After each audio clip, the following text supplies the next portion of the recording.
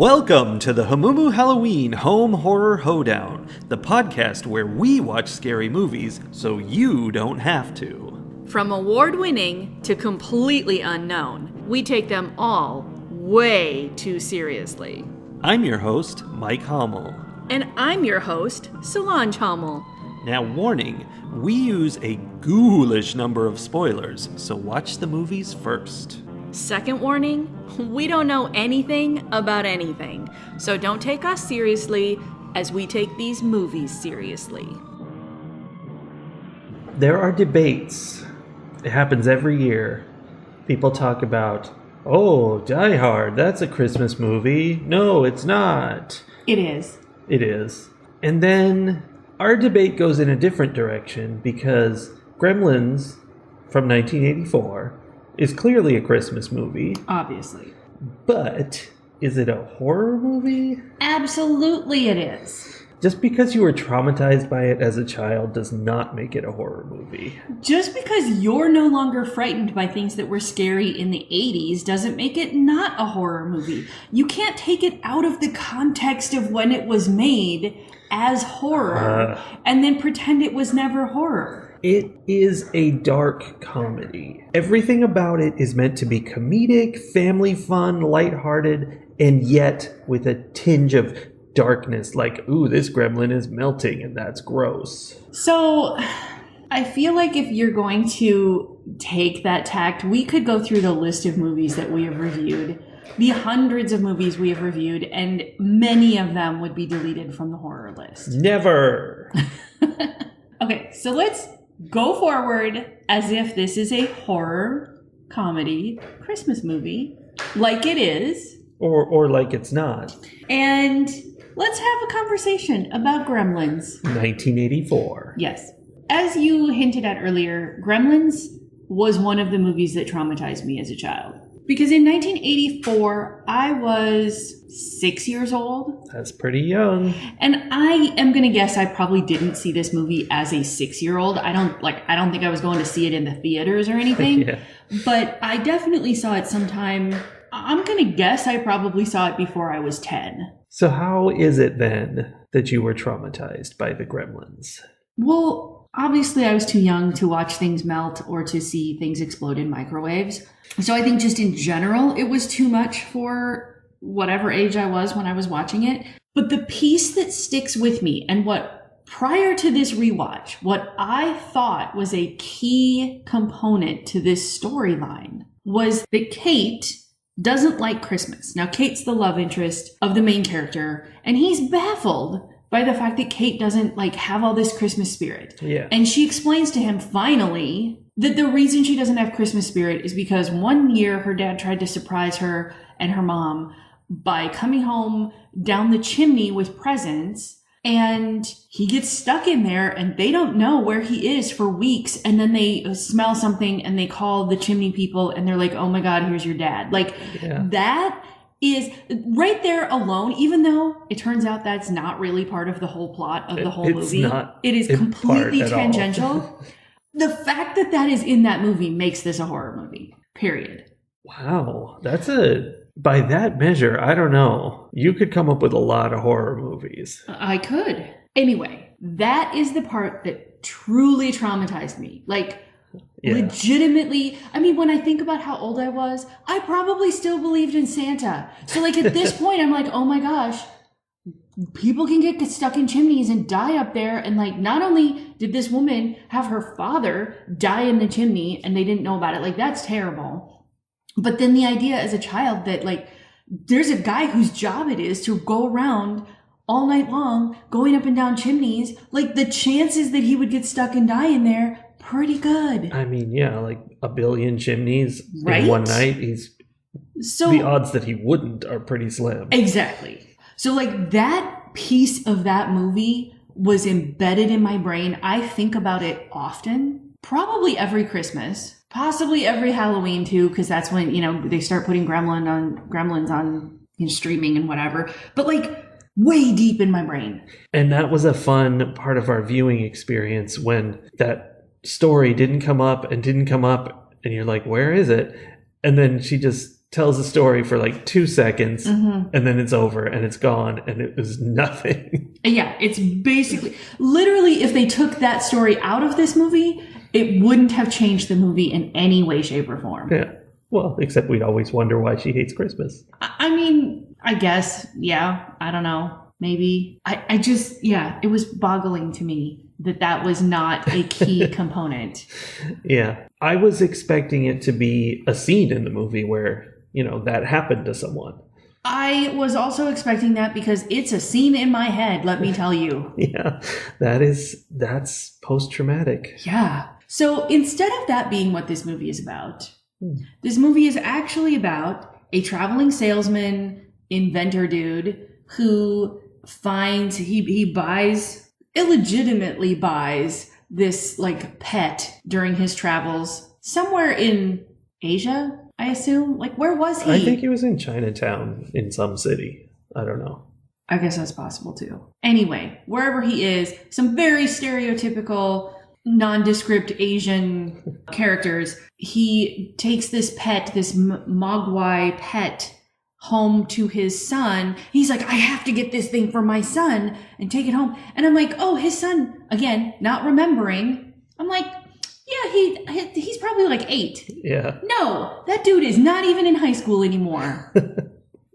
But I would be excited to get an exotic animal as a pet. I'm not in high school anymore either.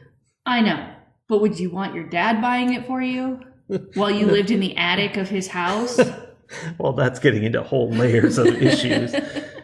That was a big problem I kept having with this movie, was how people were excited about this animal, but nobody was like, whoa, this is a creature that we've never seen, a totally new being, and it talks. Yes. Like, is it alien? Is it a species that we've just discovered? Like, nobody was fighting over what to name it. They were just like, yes, this already exists in some other culture somewhere. Like, there was no curiosity. Yeah. But that goes along with everything else, because dude didn't have any curiosity about how his girlfriend felt when her dad died in the chimney either. Like, yeah, everything was just kind of glossed over. Yeah, it was definitely a movie that kind of just rolled along. Like, it was just they wanted to have Gremlin mayhem, so they didn't waste time with people reacting properly to things. No, not at all.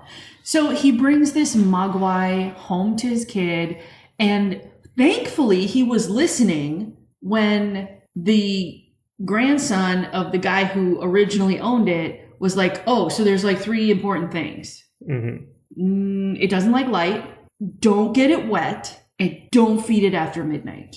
Which is a whole thing. There was no pamphlet. No. These things weren't written down. This kid told this guy one time these 3 rules. And fortunately, when he handed it off to his son, he also one time verbally told him these 3 rules. Yeah. The thing is, everyone disregarded the first rule. Like, they put him in bright lights all the time. And he would let them know. Yes. By speaking English. Yes. Which was not at all shocking to them. No. He was like, please, sir, I do not like to be in this bright environment. Didn't talk like that. That was basically it. That was my impression. But, like, the fact that they knew the rules but did not pay any attention to them. Like, it was so careless the way they're like, it hurts this animal to be in bright lights. And they're just like, bright lights everywhere.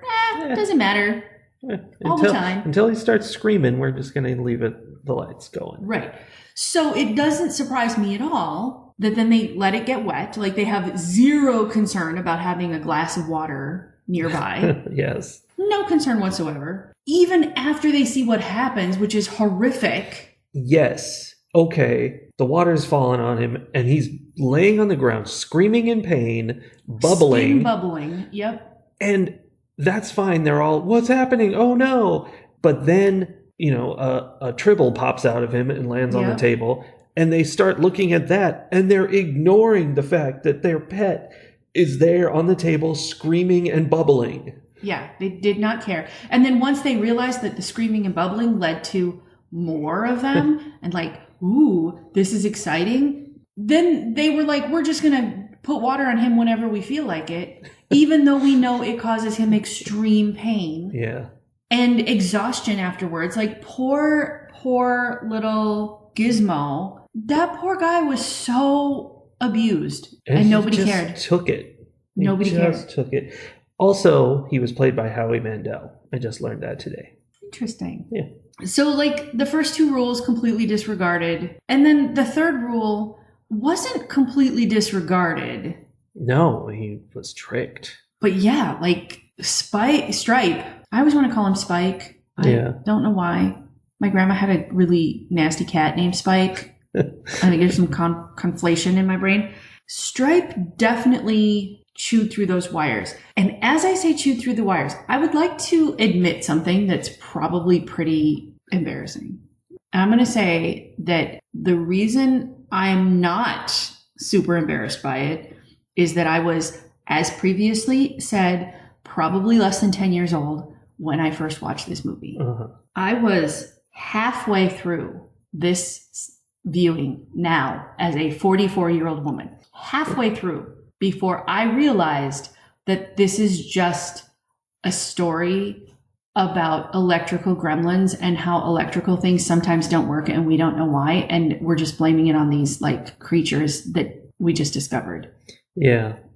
I think that was not really like what it was about. I think they just kind of had that like as an angle to it, like a little element. No, here's the thing. I'm pretty sure that I think that is where this movie came from. You think? Because there's no reason why everyone in this movie should call these creatures gremlins. They are clearly identified as Mogwai from the beginning, but everyone calls them.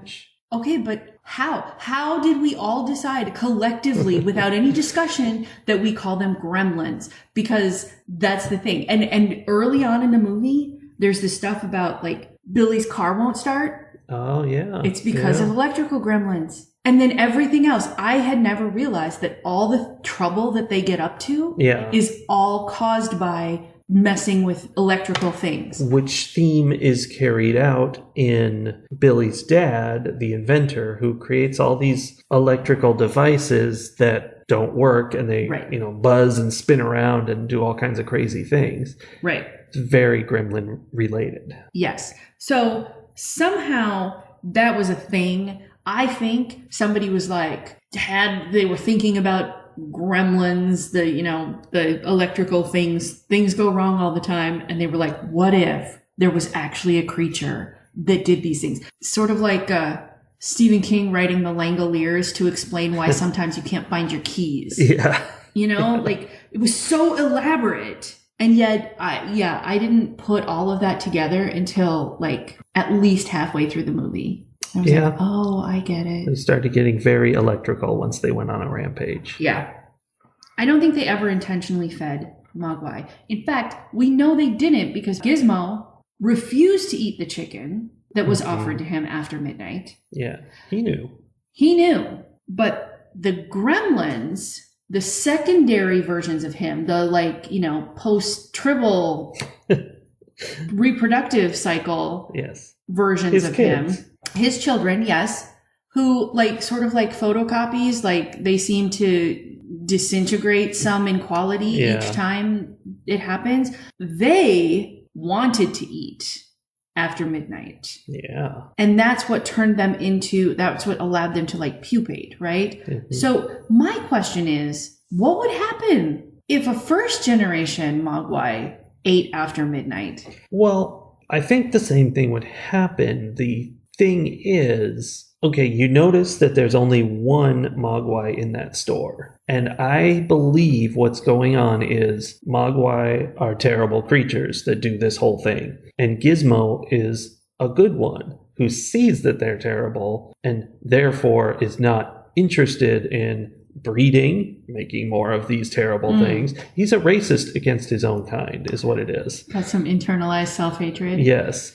And he doesn't want to turn into a gremlin and all of that. So interesting. I mean, that seems like a thing. I think it's also probably not Anything we need to really process because they didn't think about it that hard when they were making it? I think you're probably right, but I have one more thing to process about Okay, let's process. Well, let's take it way too We're going to take seriously. it one step deeper into way too seriously, which is when a mogwai gets wet, it creates slightly evil mogwai, who then, when you feed them, become evil gremlins. Yeah. But most of the gremlins that came from, or that appeared in this movie, came from Stripe going to the YMCA and getting in the pool and creating thousands and thousands and thousands of himself, because apparently it's based on how many drops of water touch you.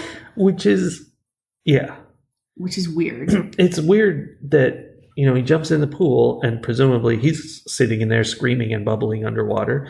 Does it use up water with each one, I guess? Maybe eventually that pool drained out into him? Maybe. I don't know. I feel like there's some laws of conservation or whatever that would have caused him to die of exhaustion before all of those were created, but apparently not. So anyway, they skipped the pupating stage. When a gremlin gets wet, it creates a gremlin, not a slightly evil mogwai. Yeah, it's it's a one-way trip, this whole thing. Yeah, I don't know. So creepy. Along with the fact that the mogwai and gremlins can talk, although the gremlins didn't do a lot of talking. They did some, though. Some, but not a lot. Yeah. But along with the fact that they can talk, they can all read, too. Yeah. English. That was one of my notes. They can just read. That's just what they can do. That is truly astounding and worthy of better than Corey Feldman seeing one and going, neat, and going back to reading his comic book. Tiny Corey Feldman, he was so cute. That was before he ate after midnight. Mogwai. Yeah, he was not at all interested in this new animal. It's so weird. That's just a huge flaw in this story that I can't deal with, is how little people were impressed by this completely new creature that could read. Yeah. Although at the same time, Billy's dad wanted to market them as the Peltzer pet. And immediately, as soon as he saw that you could create more just with water, he was like, yes, capitalism. Yeah, that's one of my notes, is the word capitalism by itself. I wrote the Peltzer pet, go capitalism. Yeah, and what an awful thought. It would be a whole slavery farm thing where he'd he'd be dripping on a single mogwai in a cage and collecting the tribbles that come out, and for sure. It's they'd horrifying. be in those little cages like veal calves are, where they can't really move, and it's and a they horrible definitely situation. come out very friendly after that. Everybody would want one. Yeah. Along with Tiny Corey Feldman, I would like to point out one of my favorite characters, Mrs. Deagle, who really is supposed to represent capitalism, but apparently there's evil capitalism and good capitalism in this movie. They're both evil. Because she's supposed to be the evil capitalism part, because she keeps wanting people to pay their rent at Christmas time. Yeah, she's real into that. She's very Mr. Scrooge. And she runs around threatening bodily harm to Billy's dog. Yeah. Repeatedly. Death. Right. Not in a joking way, but if I get my hands on that dog, I am going to murder him. Yeah, she's going to poison him or something. She was very explicit about it. To the point where when Billy finds his dog hanging from the roof of their house, all wrapped up in a string of Christmas lights, he totally thought Mrs. Deagle had done it. Yeah, that's the kind of person she is. So it was pretty cool when she got flung out of a window to her death. Yeah, because the electricity in her stair chair went crazy because of Gremlins. Thanks to Gremlins. They saved the day once again. That sort of brings me to more of my notes about Kate's story of her dad's death, to which I wrote, so morbid, so unnecessary, so implausible. Yeah. That's as an adult listening to this story, I was straight up laughing at it because, he got stuck in the chimney carrying a bunch of packages. Well, yeah. And chimneys, you can't fit in a chimney. No. Chimneys are little. No, there was nothing about that story that made any sense whatsoever. But as a kid, I was 100% bought into it.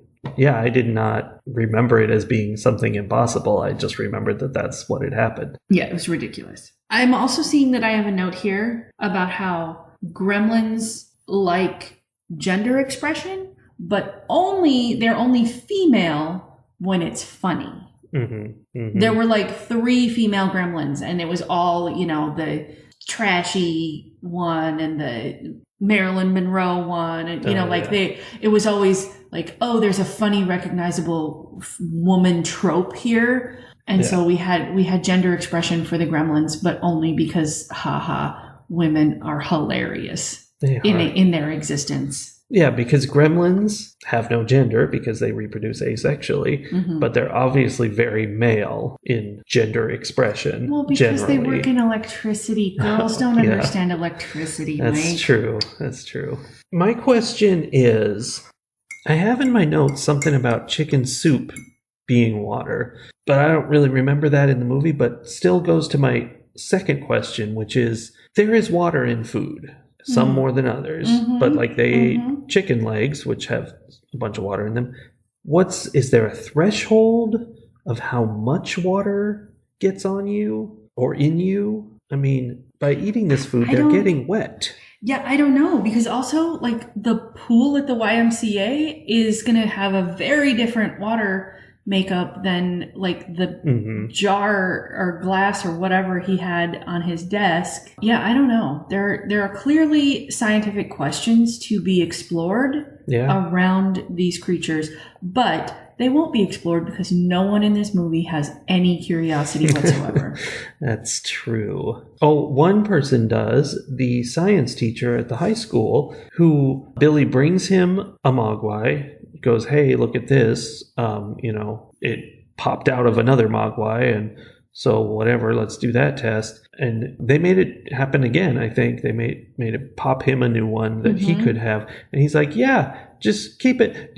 Can I take this animal from you and run some tests on it overnight? And he's like, yeah, go ahead. Sure. Run scientific tests on my animal. That's not the one I love, so do whatever you want to it. Yeah, and he got punished for that, and that's okay. Is that where the soup was? Because that was a sandwich, wasn't it? There was a sandwich that he grabbed. That's how that guy got fed after midnight. Yeah. In the cage. He grabbed his sandwich. Mutated. Yeah. Yeah, I was not sad that the science teacher got. Yeah.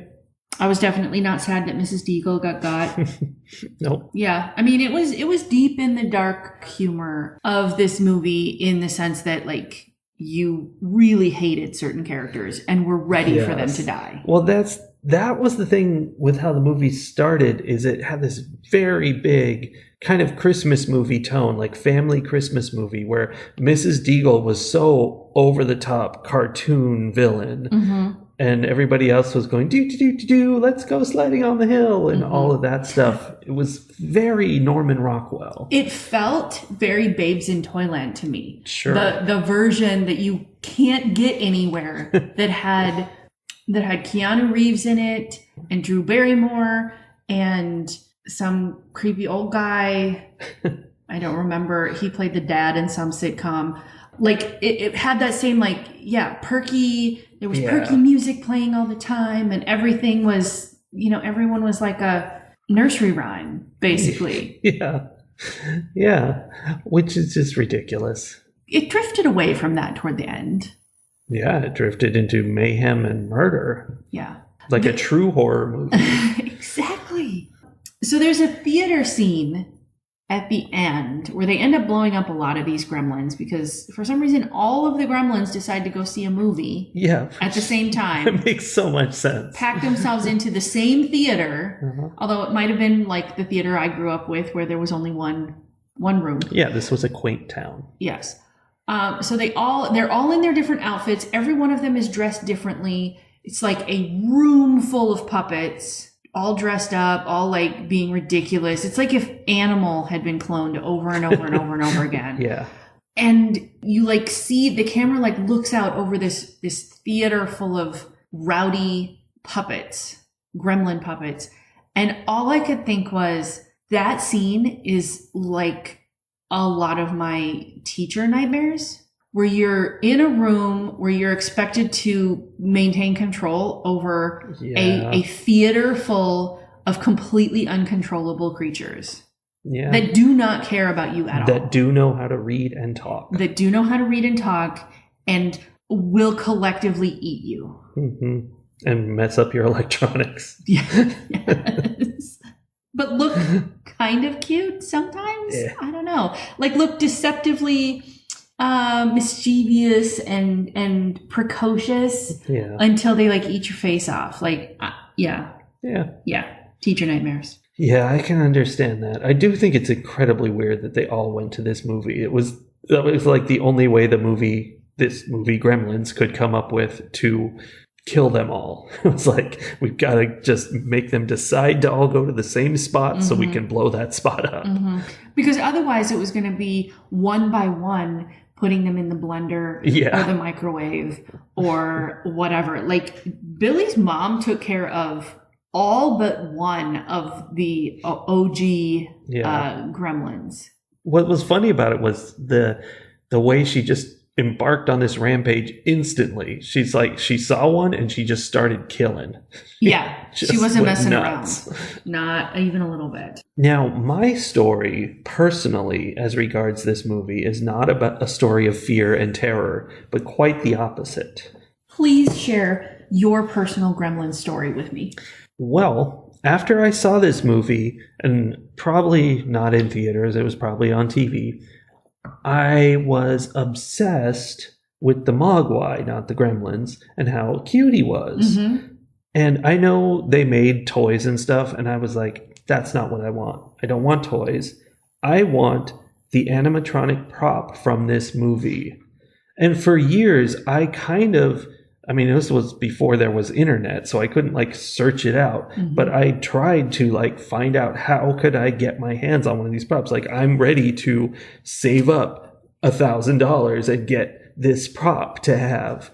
So I never did. I bet it's out there somewhere today. It's probably worth a lot because there's probably only one. Yeah. I don't know. We should look for it, see what it costs. No, it's probably gross because all the skin is off and it's just a skeleton, like one of those Furbies when you take the skin off. Yeah, this movie definitely marketed a toy hardcore.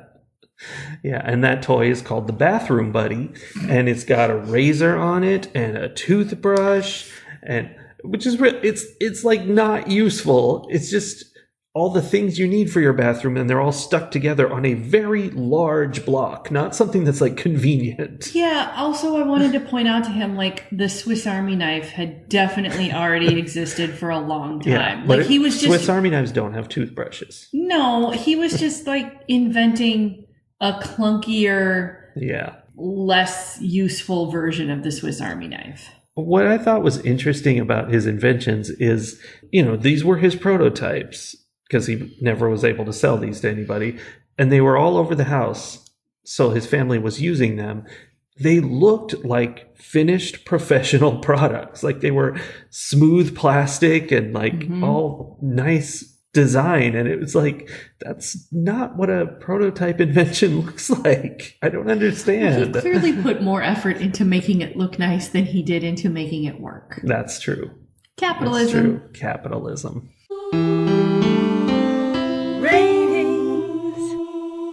This movie is from 1984, which is the keystone moment in history. It's when Ghostbusters came out, and I don't know what all the others were. I think Raiders of the Lost Ark. Ninja Turtles, I think, were probably around that same time. It's all this year. That specific year was all these amazing movies that really did things. I think Karate Kid is one of them, because that's the movie I wanted to mention. We went back and saw Karate Kid recently.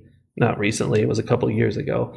But I was like, I don't want to see a dumb family movie from the 80s. But then we started watching it, and within the first minute or two, I was enthralled. It was just a kid and his mom kind of arguing a little bit.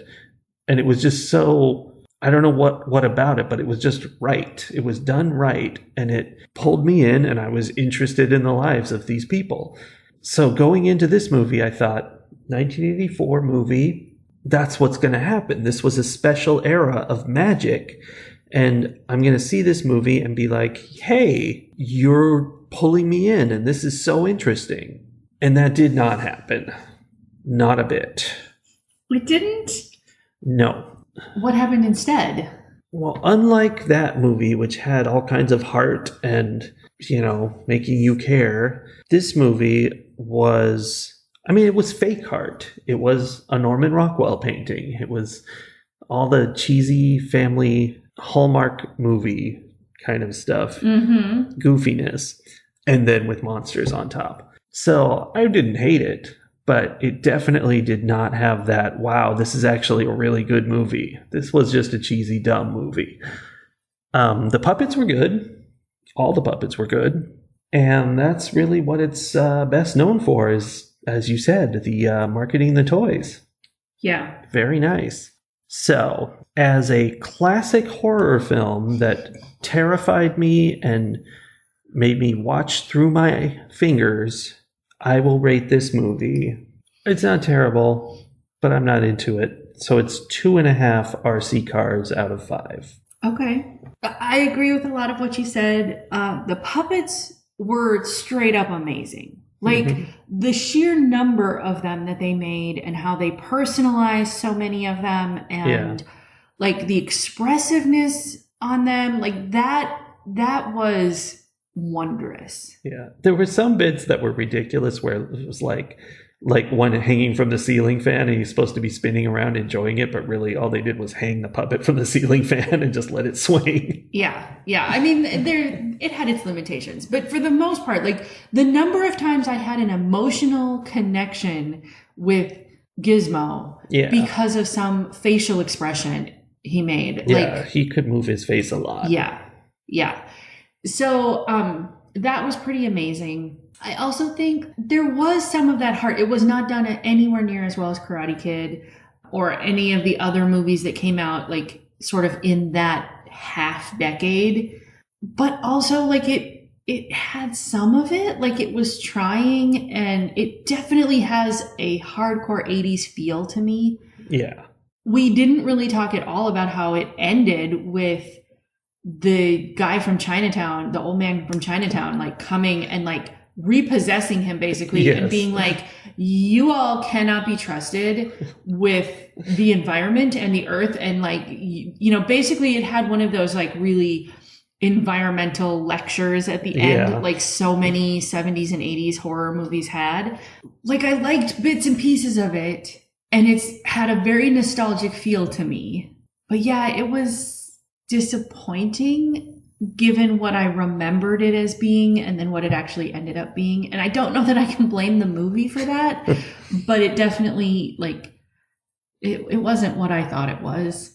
I am going to give it 3 RC cars out of 5, just because it did have that nostalgic feel to it. And I don't know. It wasn't terrible. It was just cheesy, and that's okay. That is okay.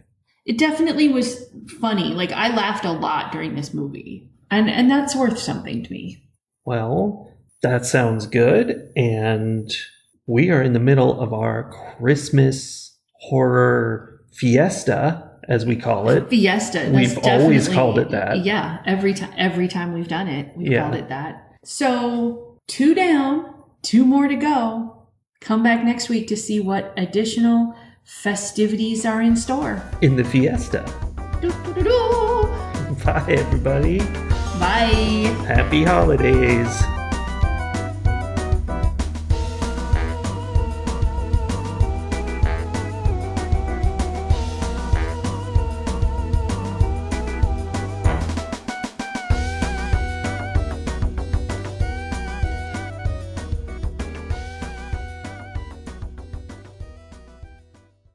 What? I'm just making it do the thing.